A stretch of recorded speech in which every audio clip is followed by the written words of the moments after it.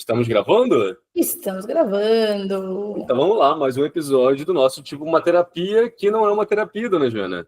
Mais é terapêutico. Olha aí, gente, que isso! Nossa senhora, ensaiadaços. Você Gostou? viu? Gostei. Achei que nós estamos chiques. Ficou bom, hein? Ficou bem bom. E hoje é o episódio número 5, 6, nunca sei, dona Ai, meu Joana, Deus, não nunca sei também. saberei. Acho que sim. Não, acho que 6. Mas tá tudo bem, não tem problema. Não há problema algum, porque hoje temos mais um episódio aí com o texto oriundo do Fui Ali Viver a Vida e Morri de Amores. E semana que vem, dona Jana... Ah, não, semana que vem não tem. Semana que vem a gente vai ter encontro do nosso outro clube, então não vai ter, mas na outra semana a gente já volta para os seus textos, certo? Mais 2 textos seus. Exatamente, estou ouvindo barulho aqui. Tá assustada? Tem gente subindo aí? Barulho, não entendi de onde está vindo, mas tá tudo bem. Não? Mas, ó, acredito que se alguém aparecer aí, será o nosso mago. Nosso mago? Ah, verdade. Hoje é dele, é. É que a gente falaremos dele. Paulo Coelho sem vergonha. Olha o título. Falaremos. Exatamente. Então, seu... dona Jana, você vai começar lendo já. Você já vai começar lendo, não vamos dar nem spoiler, não vamos nem falar sobre o que é, mas só começamos dizendo Paulo Coelho sem vergonha. Paulo Coelho sem vergonha. Então, o subtítulo é: gostaria que você lesse antes de ir. Já é meio provocativo aí por si. Então, vamos lá. Hoje não tenho mais tanto medo da morte, mas um dia tive. Hoje não tenho vergonha de dizer isso para quem quiser saber. Nem sempre foi assim. Eu não conhecia o Paulo Coelho quando era criança. Não sabia ler. Nunca tinha ouvido falar. Quando criança, ao deitar, o sono custava vir. Quase não dava tempo de sonhar. O quarto escuro se tornava palco para peças que minha mente pregava, e uma delas insistia em estar em cartaz. Quer falar alguma coisa aí? Quer que continue? Continua, vamos lá. Lembro de olhar para a cama ao lado e ver que minha mãe estava ali. Estava mesmo? Não tinha muita certeza. Então eu levantava e na ponta dos pés me aproximava, aos poucos, devagar para não acordar. Meu dedo indicador era a bússola que me guiava até suas narinas. Ao chegar, um pouco trêmulo, ele ficava ali, ansioso pelo ventinho quente que finalmente me traria a resposta de que eu precisava para dormir em paz. Ela está viva. Agora podemos conversar, né? Agora podemos falar. Eu sou o único? Essa é uma experiência única minha? Ou crianças fazem isso? Crianças vão lá dar uma checada se os papais estão... Olha, vou te falar que às vezes eu faço isso com você. Às vezes eu te olho assim, eu... Que isso? Você acha que eu fui de Vasco? Às vezes eu acho, não que eu assim, fico pensando nisso frequentemente. Não sei, que às vezes você tá dormindo tão... É porque você dorme tão bonitinho, eu sou tão... Eu ronco, faço barulho. Você dorme tão bonitinho assim, que daí às vezes eu olho pra você e você tá assim, deitadinho, com a cabecinha. Aí tu acha que eu morri. Não, aí eu fico tipo... Aí eu vejo o seu peito assim, aí eu, não, tá tudo bem, tá vivo. Ah, você fica esperando o movimento. Não vou lá pôr a mão no seu nariz, você ia assustar, né? Aliás, isso foi uma das coisas que eu ia comentar nessa cena aqui. Imagina sua mãe acordando e vendo você em cima dela, assim, tipo... Fazendo o que da vida, né? O que estás fazendo, Diogo? O que está rolando aqui? Como explicar isso? Exato. Mas me conte aí, o que despertou essa sua preocupação, assim? Acho que é uma coisa normal, mas talvez ali existia um foco nisso, né? Pelo que eu entendo. Você fazia isso com frequência. Então, né? Eu acho que é uma trajetória minha com a morte, né? Porque essa consciência, né, de que vou morrer, em mim, pelo menos, bateu muito cedo. E eu já, conversando, né, com outras pessoas, já pude entender que nem sempre é assim, nem todo mundo fica também pensando nisso e tudo mais, mas eu acabei tendo essa consciência aí logo cedo, e aí já comecei a ficar meio lelé da cabeça. Entendeu? O que está acontecendo aqui? Esse negócio de morrer, o que significa isso, né? E aí é claro que vem a preocupação, né, de qualquer criança, que é perder os pais, se perder dos pais. Então, acho que esse meu hiperfoco aí na morte, a princípio, ele foi explorado com a morte de outras pessoas, nesse caso, as pessoas mais próximas, né, pessoas que realmente me fariam falta ali, nesse caso, minha mãe. Né? Então, a gente já tem aí... Você dormiu no mesmo quarto, né? Sim, naquela época sim, porque rolaram algumas questões familiares, né? Então, houve um momento ali no qual eu realmente dormia no mesmo quarto que a minha mãe e tal. Então, eu lembro disso acontecer ali mais ou menos quando eu tinha em torno de 5, 10 anos, assim. Não lembro exatamente quando, né? Mas foi mais ou menos por aí. Entendi. Assim, foi o que eu falei. Eu acho que toda criança passa por um momento de, tipo, de fascínio, de certa forma, mesmo que não seja uma coisa positiva pela morte, né? Quando você descobre que, tipo, meu Deus, isso é uma coisa que acontece e é irreversível e, sei lá, eu acho que pessoas próximas, né, morrem e a gente vai aprendendo a lidar com isso. Rola esse momento dessa... Eu lembro que eu tive muitos momentos, assim, de pensar na minha própria morte, de pensar em o que tem depois, e medo, e, sabe, sei lá, essa angústia na hora de dormir, né? Porque daí a minha mente ansiosa me patrocinava com isso antes de dormir.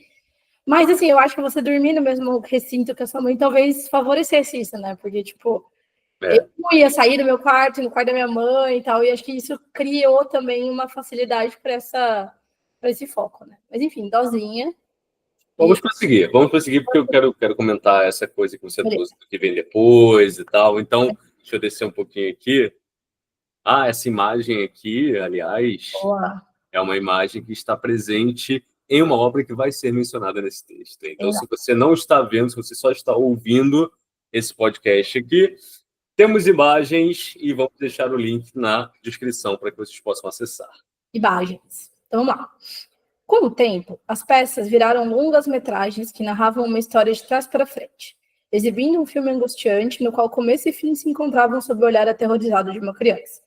Eu passava horas tentando dormir, pensando em o que aconteceria quando eu morresse, para onde iria, o que sentiria. Ao mesmo tempo, minha mente insistia em me levar ao começo de tudo, de onde eu tinha vindo, o que eu era antes de ser quem eu era. Quando começo e fim se encontravam, eu me perdia no vazio. Será que morrer é isso? Eu me perguntava. Exausto, adormecia sem sonhar.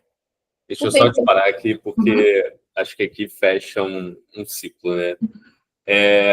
Esse questionamento aí, dona Jana, de para onde iremos e tudo mais, ele começou a surgir mais no período da adolescência, né? Então, aí a questão da morte ela começou a virar algo bem filosófico, centrado em mim mesmo, né? Na própria existência ali do ser, né? Então, existia ali, né, essa questão do dormir. Dormir é sempre um momento, né, como você falou, que te convida a reflexões ali.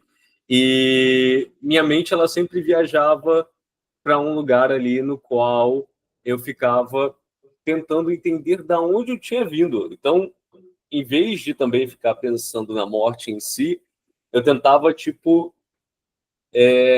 revisitar memórias e ver até onde eu conseguia ir, e era uma coisa bem angustiante. Eu não recomendo que vocês façam, mas essa coisa de você tentar pensar no que estava acontecendo antes de você existir é bem angustiante. Então, eu caí nesse buraco aí, nesse limbo, e você pode perceber que para dormir era uma questão também. Por quê? Porque quando você está imersa em algumas questões que são complexas aí, existencialmente falando, né, e você coloca isso na cabeça de uma criança e de um adolescente, é claro que isso não costuma dar muito bom.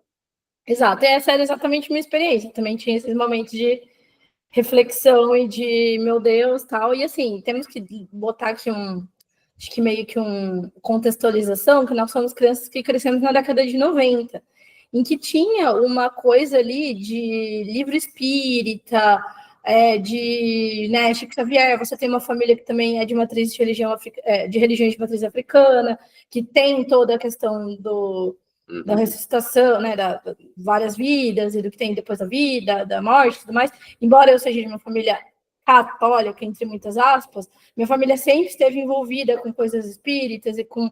Todo mundo sempre acreditou em vida pós-morte, tá? Então sempre essa foi uma coisa que sempre foi...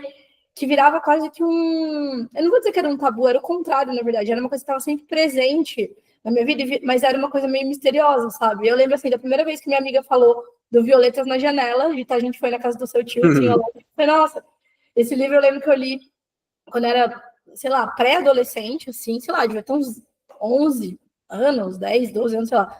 E eu li e eu fiquei super impressionada e tal. Então a gente tem esse momento, né, de lidar com essas coisas existenciais com o arcabouço de uma criança, de um adolescente, que é meio complicado, né?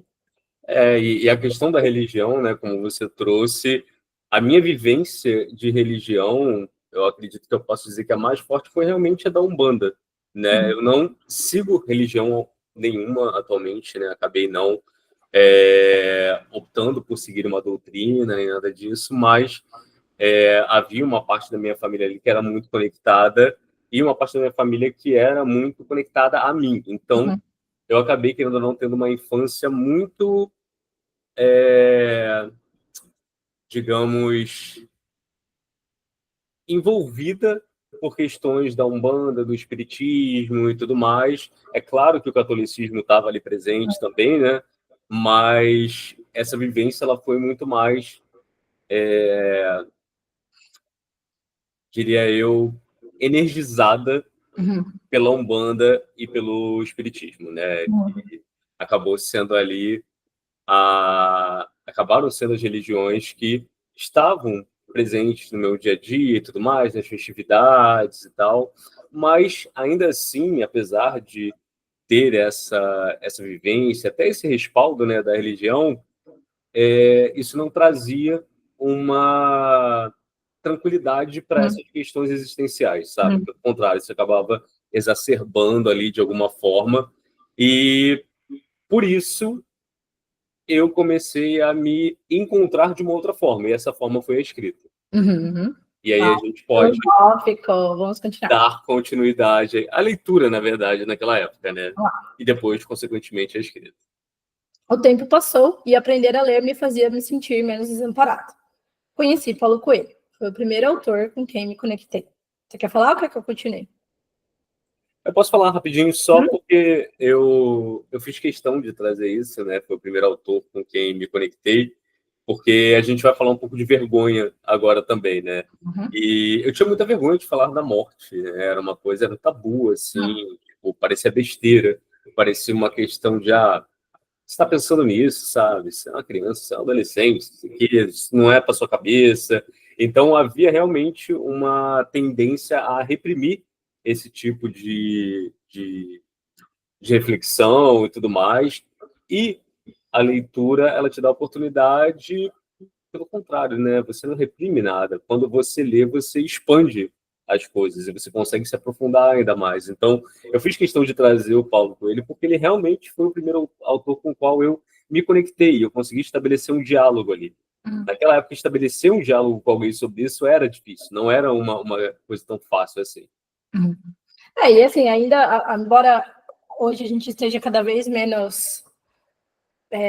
cada vez mais abordando esse assunto como um assunto que precisa ser conversado, a gente ainda poupa muito as crianças, os adolescentes, e talvez faça um certo sentido, talvez eu acho que tinha que ser falado, mas de uma forma, outra forma, em alguns lugares eu acho que isso é feito, mas a gente ainda tem até essa tendência, né? Então eu imagino que isso tornava tudo ainda mais difícil no sentido de, foi o que você falou, não vou falar sobre isso com ninguém, é uma coisa que te angustia, e em vez de você falar com uma pessoa, né, um adulto e tal, e as pessoas te tranquilizar, era uma coisa tipo, não pensa nisso, esquece.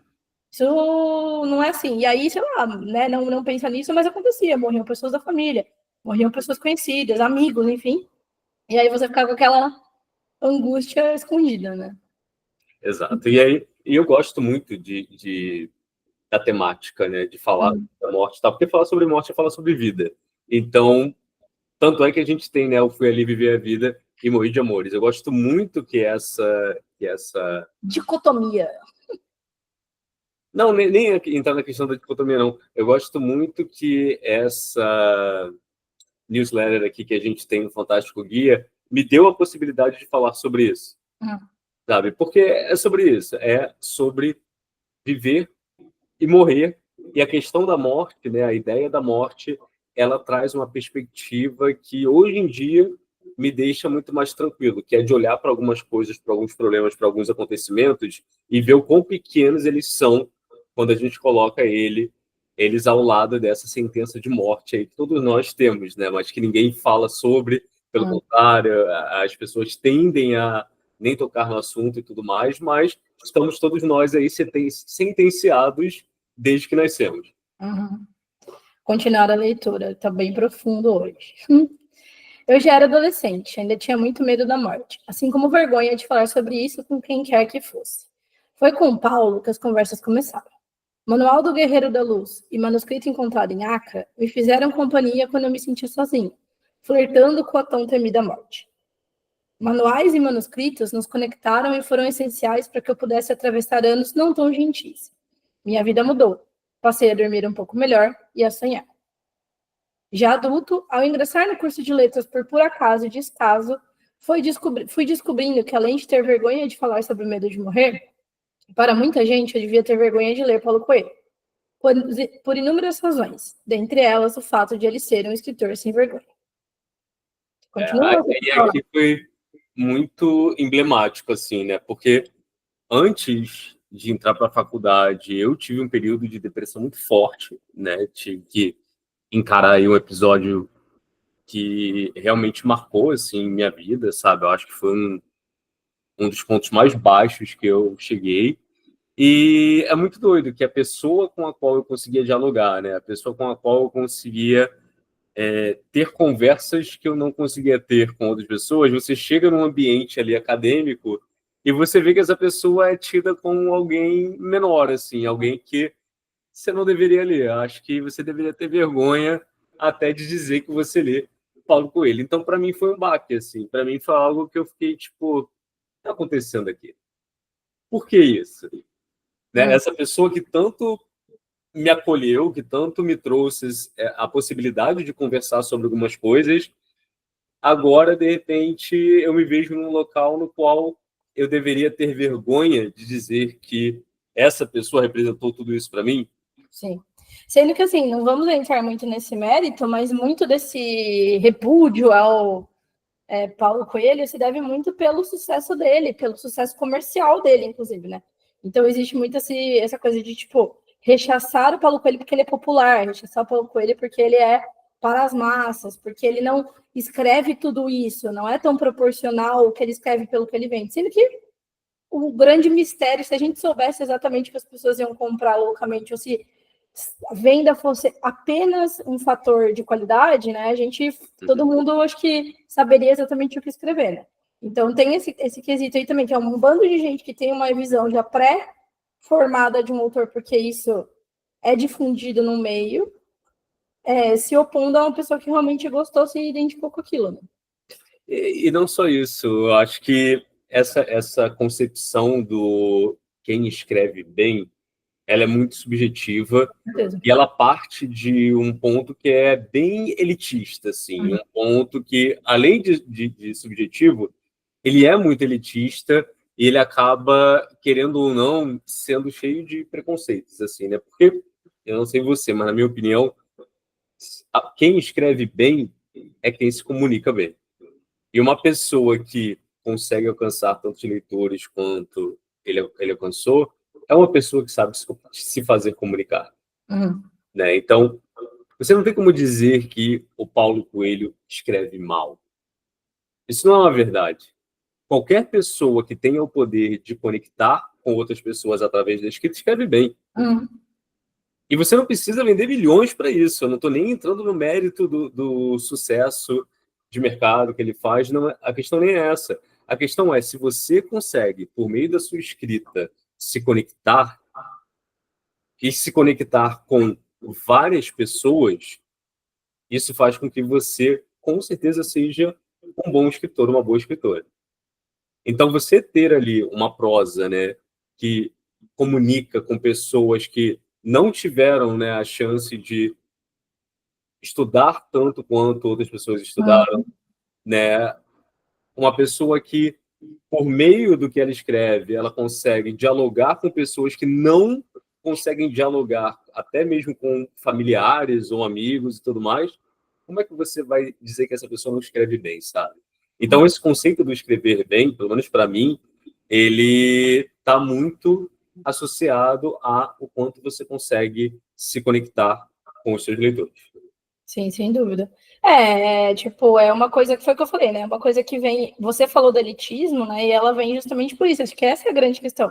Se você está escrevendo para as massas, independente do que isso signifique, pessoas que acham que a literatura é uma coisa superior, é uma coisa que é de uma classe, entre muitas aspas, superior, elas vão enxergar aquilo como uma banalização, sabe, da arte, sendo que não existe isso, né? Tipo, é uma questão muito mais de isso que você falou, se comunicar com um determinado, sabe, tem livros ótimos, excelentes, de super alta literatura, que por natureza não vai comunicar com 1 trilhão de pessoas. Significa que ele é ruim? Não, sabe? Tem isso sim é uma dicotomia, né? Não existe essa associação direta, né? E tem até aquela metáfora não, uma anedota famosa que quando isso é falado, né, as pessoas trazem que o próprio Shakespeare, ele era na época em que ele escrevia, né, para os conterrâneos dele, ele era um escritor popular, ele era um escritor das massas, ele era um escritor que falava com o público, não com o público erudito, né? E ele era rechaçado também por isso.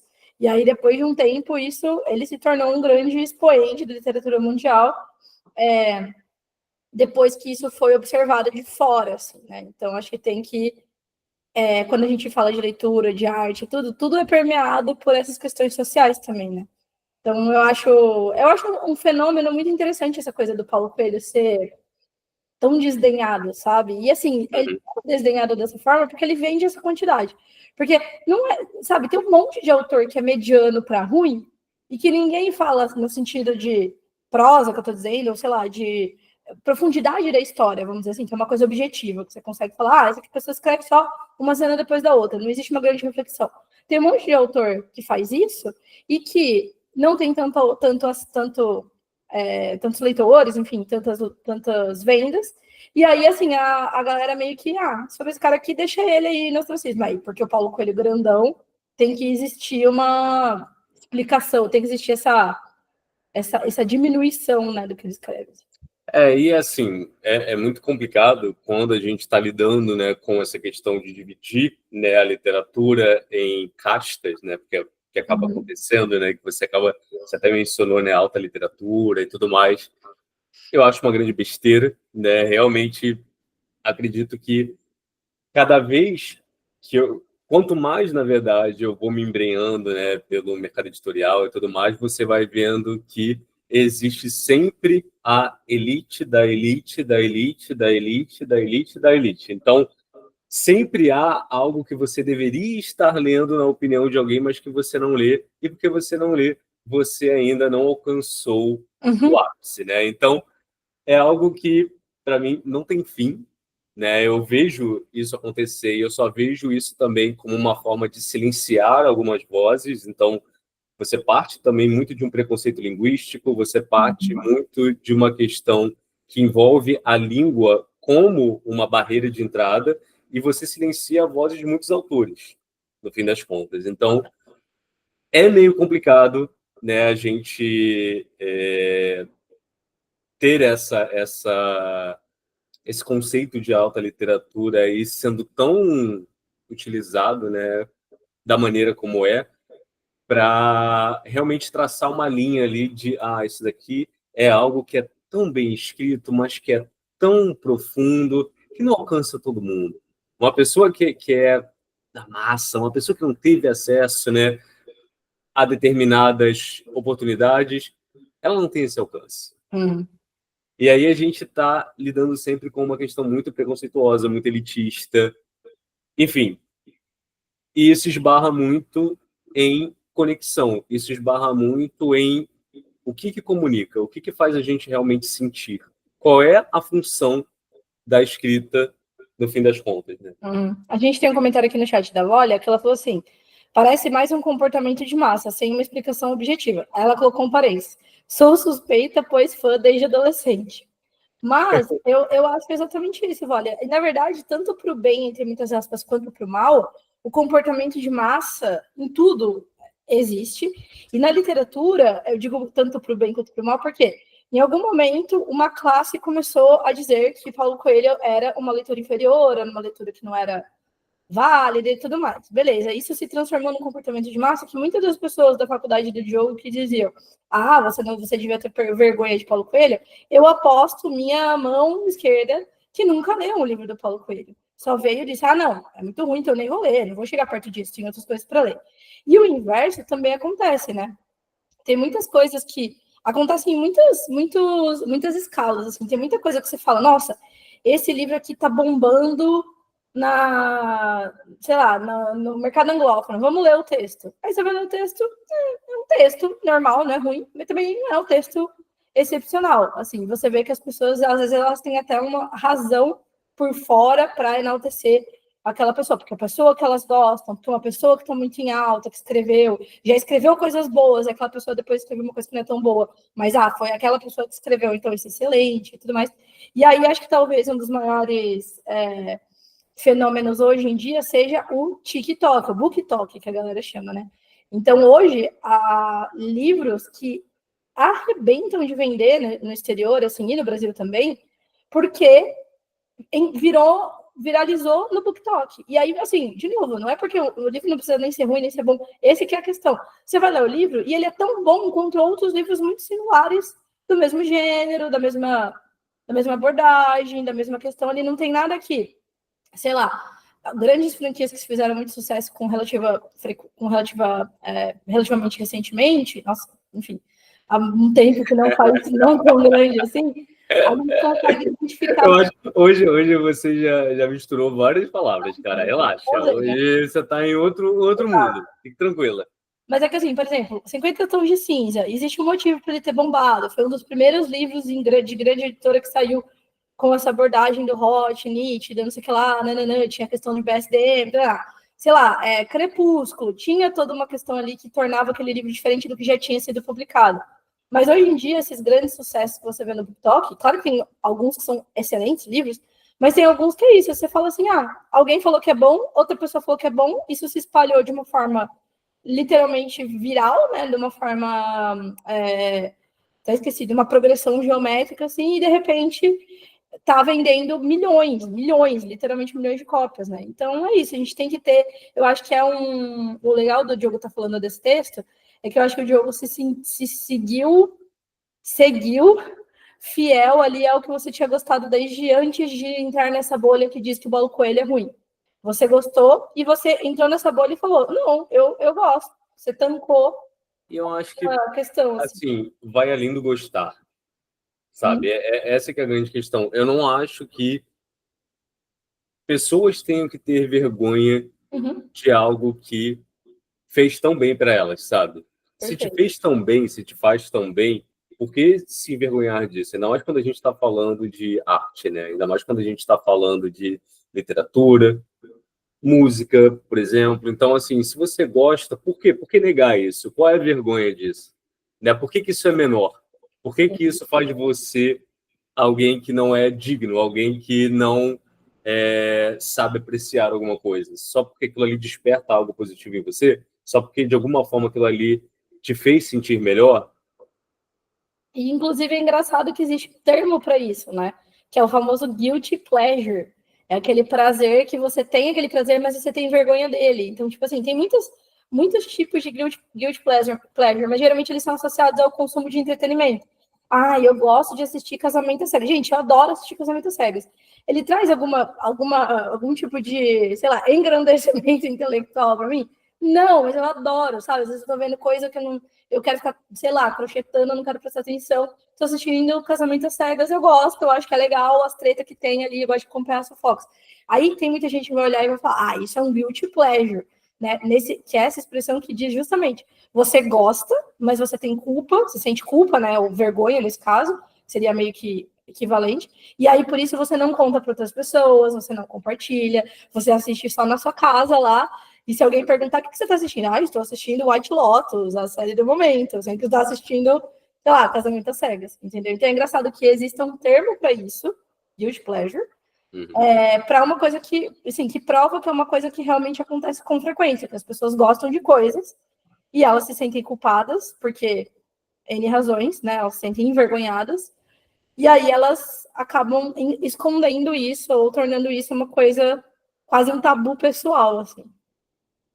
Exato. Vamos prosseguir? Vamos. Já adulto, ao ingressar no curso de letras... não, já lemos. Já lemos essa parte. Anos depois, já professor formado, amado e cansado, conhecia tanto Paulo que resolvi ter mais uma conversa com o alquimista. Como um bom guerreiro, ouvi o mago, parti para a guerra. O sonho era mudar de vida. Maktub, me tornei escritor. O Mago e o Guerreiro foi o primeiro e único livro que publiquei até este momento em minha jornada. Tudo de forma independente. Aí só é interessante, assim, voltar para o Paulo, né? Porque ele, de certa forma, me proporcionou ali esse momento de diálogo quando eu era mais novo, né? E foi justamente a ele que eu acabei recorrendo ali no momento no qual eu já era professor, eu já estava formado, eu já, né, de certa forma, estava estabelecido na minha profissão, mas eu não estava feliz, eu não estava seguindo o que eu queria seguir, eu não estava fazendo o que eu queria exatamente fazer.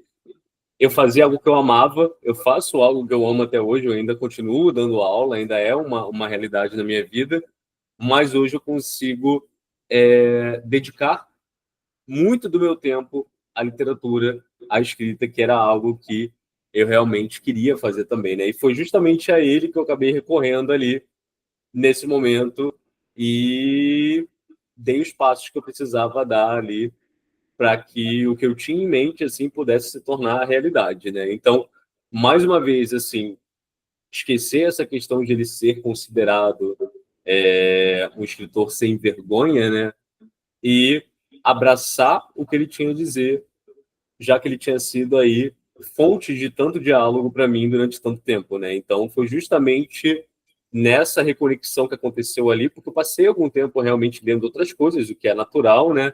Mas quando a gente retorna para autores com os quais a gente conseguiu se conectar de uma forma tão profunda, como aconteceu ali comigo com o Paulo Coelho, eu acredito que existe algo bem especial, assim. E assim, estou falando do Paulo, mas na minha vida tem Paulo e Hermann Hesse, assim, são dois autores que durante esses momentos nos quais eu estava ali vivendo situações que eram muito relacionadas a questões filosóficas, a questões realmente inerentes ao ser, ao existir, que eu acabei encontrando alguém para dialogar, né? Então, é muito doido, né? Porque eu nunca me foi dito para ter vergonha de ler Hermann Hesse, por exemplo, né? Mas Paulo Coelho era um cara que realmente existia esse, mas, por que Paulo Coelho? Sério?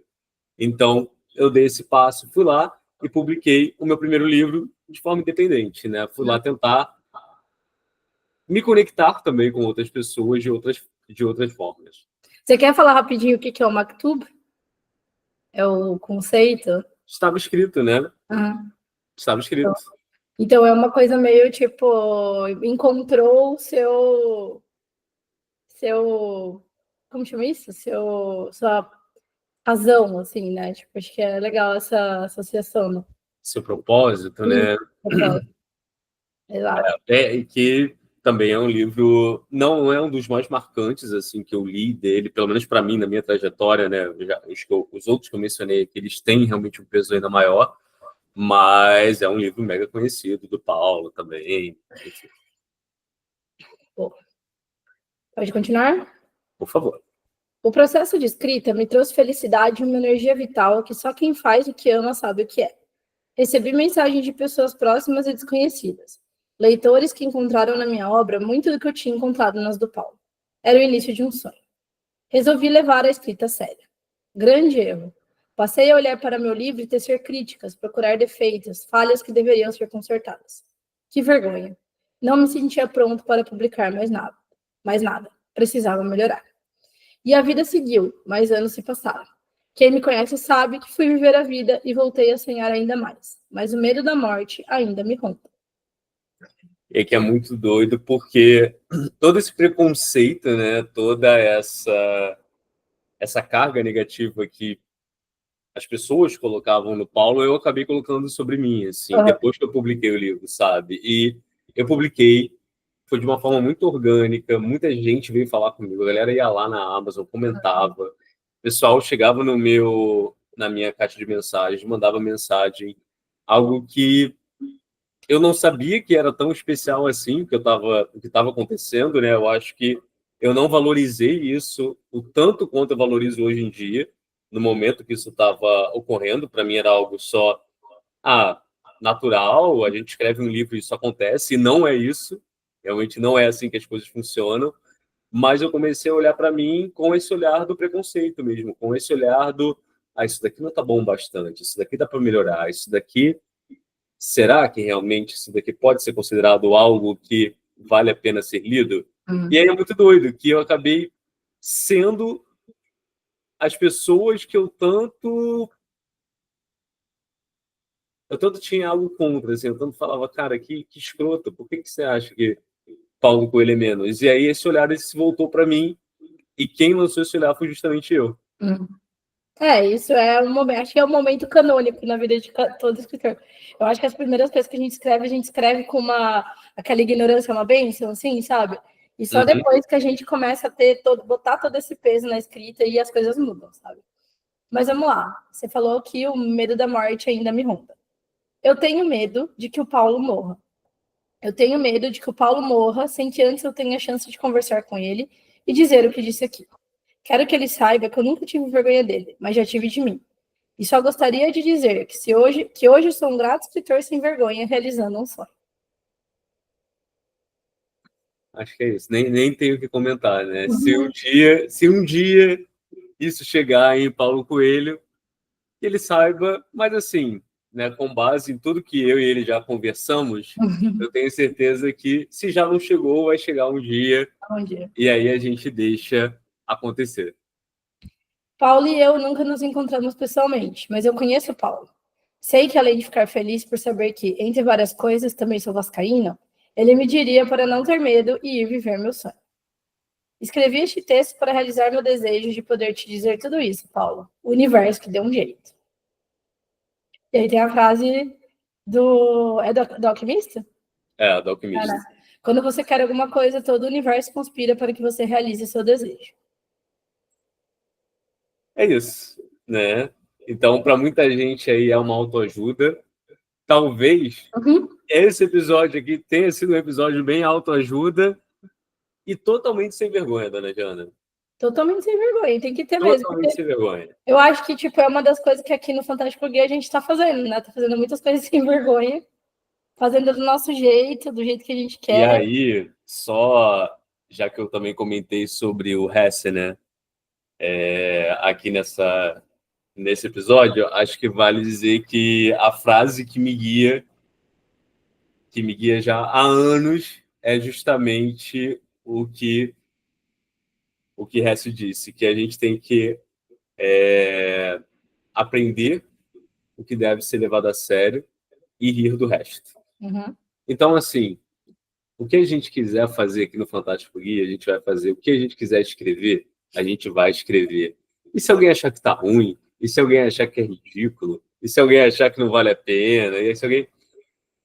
Sinto muito. Foda, cara. Sinto muito, tô rindo. E assim, se a gente errar também, vai ser engraçado, porque é isso, sabe? A gente tem uma sentença de morte aí dada, a gente não sabe quanto tempo a gente tem para usar, então pelo menos a gente está aqui fazendo o nosso, sabe? Então eu fico muito feliz. Acho que esse foi um dos textos que mais me deixou feliz, assim, de ter trazido.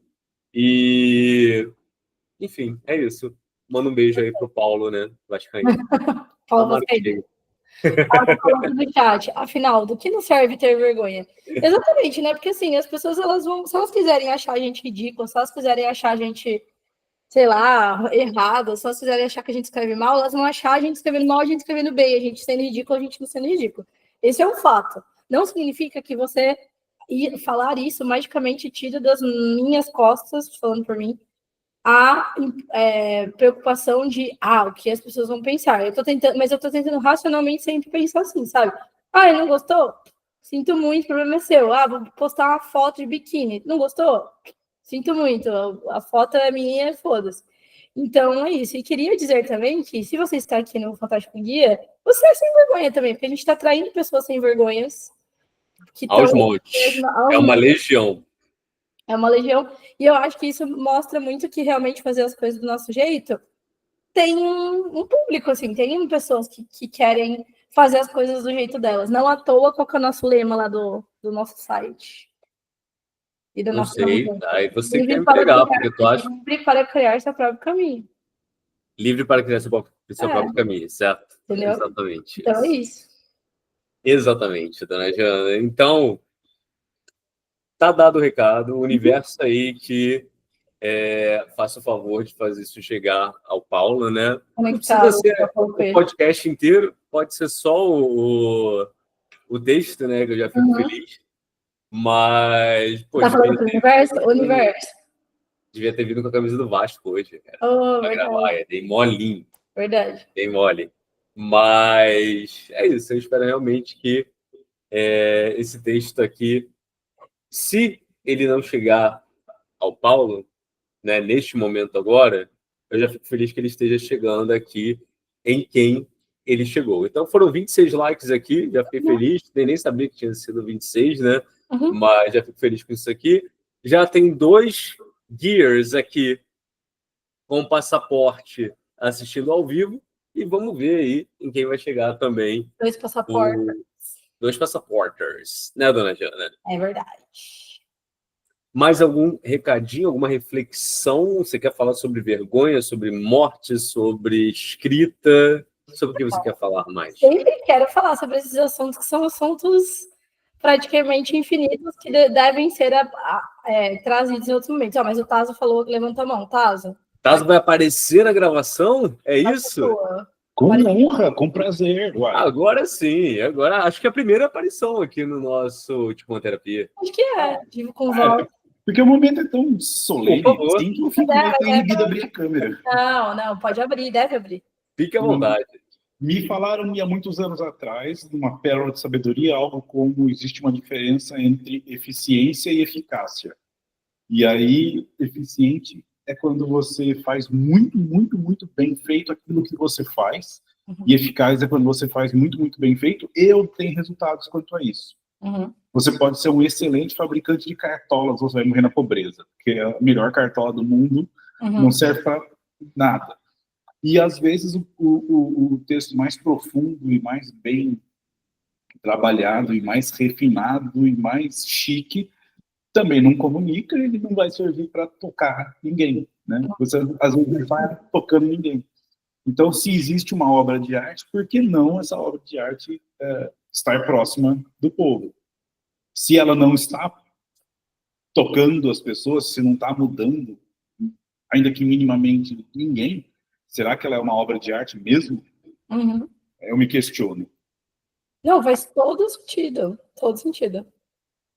Tanto faz sentido que a gente também vê todo esse preconceito aí rolando em questão de gênero. Então, a gente que está aí se enveredando por fantasia, ficção científica, acaba tendo sempre, né, esses gêneros aí muito associados à literatura de entretenimento e, enfim, eu acho que é uma discussão muito maior do que cabe aqui nesse episódio, mas essa questão da eficácia e da eficiência eu gostei bastante, tá? Gostei bastante e acho que dá pra gente abordar isso muito em breve aí, um próximo encontro do Tipo Uma Terapia, hein?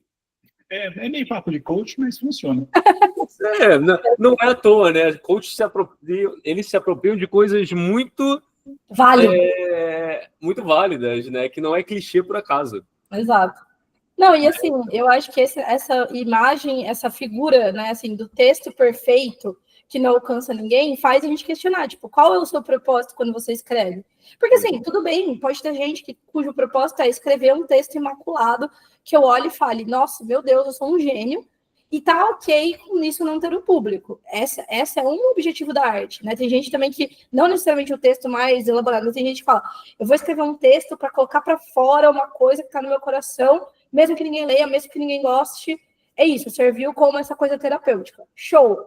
Agora, tem pessoas que realmente querem ser lidas e não ser lidas, tipo, num sentido capitalista da coisa, de, quero vender, não sei o quê. Tem pessoas que querem ser lidas para realmente mudar a vida de pessoas, né? E isso é um mérito e um objetivo tão válido quanto, mas realmente são tipos de literatura diferentes que vão alcançar esses 2 patamares, assim. Não vai ter um texto com uma prosa apuradíssima, complexa, cheia de questões filosóficas, que vai se tornar o maior best-seller do planeta, entendeu? É muito difícil, né? Eu acho que, como escritor, a gente não tem que ter nem a pretensão de mudar nada de ninguém. Eu acho que só o fato de você tocar alguém já é uma questão. Olha, se é para não ter pretensão, então não me serve ser escritor. Não te serve? Eu só sirvo para pretensão. Não, mas o Diogo, eu acho que isso é uma coisa meio subjetiva também, porque tocar uma pessoa naturalmente vai mudar essa pessoa. Tipo, o Paulo te tocou e não tipo assim, ó, Diogo, você precisa correr atrás das suas ações. Não foi isso, foi tipo, você teve aquela epifania ali de, vou escrever, não necessariamente porque Paulo falou, mude aí de profissão. Foi porque ele te causou alguma coisa que, naquele grande esquema das coisas, né, levou outra coisa, que levou outra coisa, que levou outra coisa, o efeito borboleta, que te mudou, né? Então, eu acho que isso é meio também uma consequência de você ler uma coisa que te faz muito bem. Ou aquilo vai te inspirar, ou aquilo vai te inspirar a mudar na sua vida, ou escrever alguma coisa parecida, ou que não seja parecida, alguma coisa, isso vai virando um efeito aí, um efeito borboleta mesmo, né? Muito bom, dona Diana. Então, precisamos ir, infelizmente. Hoje não dá para a gente se estender muito, porque temos um clube começando daqui a 3 minutos. Exato. Exatamente. Então, Tazo, muito obrigado. Vólia também que está aqui. Muito obrigado. Nos vemos já. 3 minutinhos, a gente já está lá. 2 minutinhos agora, dona Jana. Vamos lá. Diga seu tchau, tchau. Tchau, minha gente. Boa noite. Beijo, gente. Até a próxima.